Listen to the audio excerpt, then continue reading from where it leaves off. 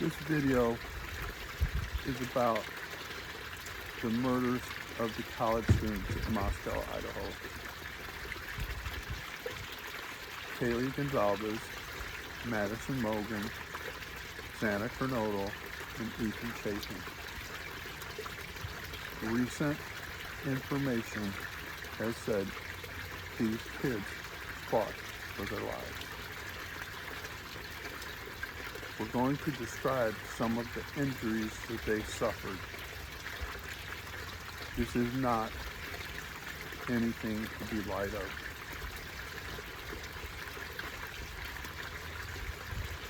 And I'm still doing research, so when I describe the injuries, I will describe some specific to certain people, but others, because I'm still doing research, we will do an update where I will have everything all together. But I wanted to give you a video and talk to you about what happened to these kids. Okay, let's start with Kaylee Gonzalez. Kaylee Gonzalez complained for almost a year before this happened that she had a stalker, that she was being followed. The police dropped the ball. They did, because there are cell phone conversations between her and her mom where she says, "He's following me again. I have to get a picture of him following me with his license plate. But every time I go to take the picture, he turns off." That is a problem. Also, Brian Kohlberger owns a white Elantra, and she complained of a white car following her. Yet the Moscow, Idaho police say there's no evidence that she had a stalker. That does not make sense. Brian Kohlberger has a white Elantra. She complained of a person in a white car following her, stalking her. Hello, somebody needed to wake up. Also,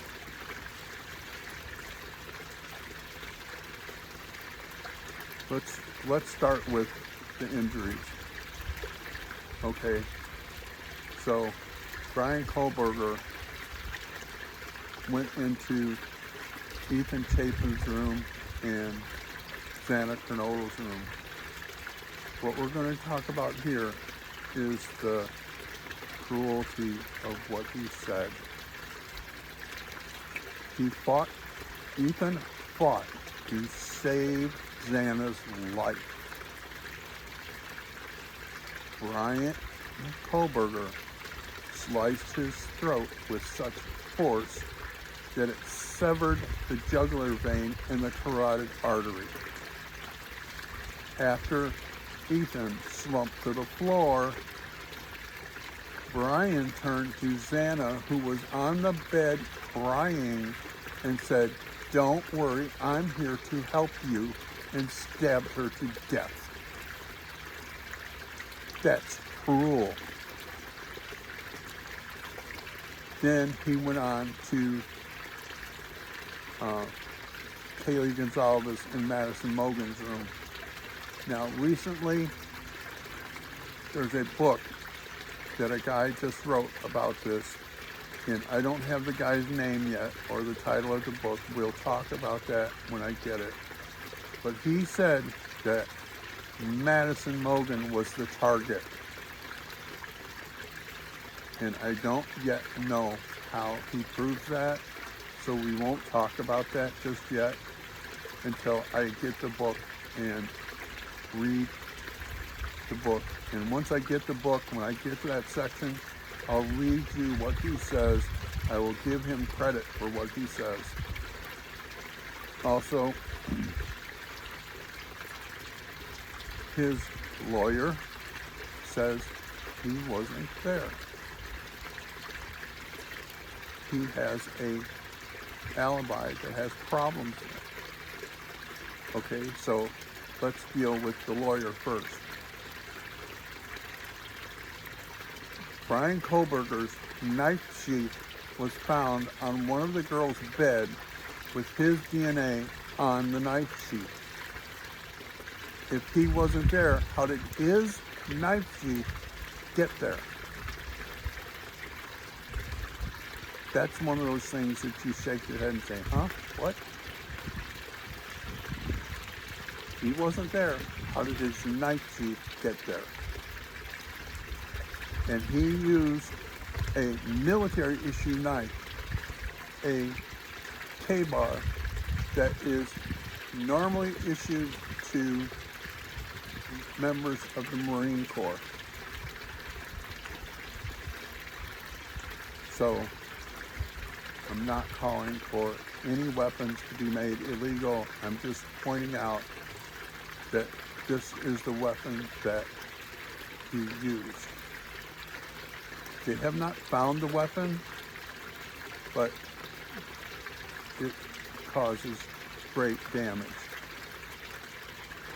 Let's talk about Ethan. Okay, the K-bar knife is capable of the damage on Ethan.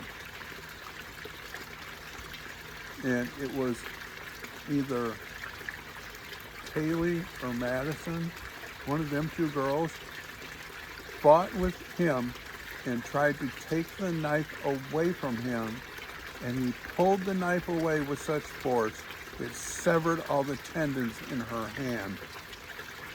Yet his attorney says he wasn't there.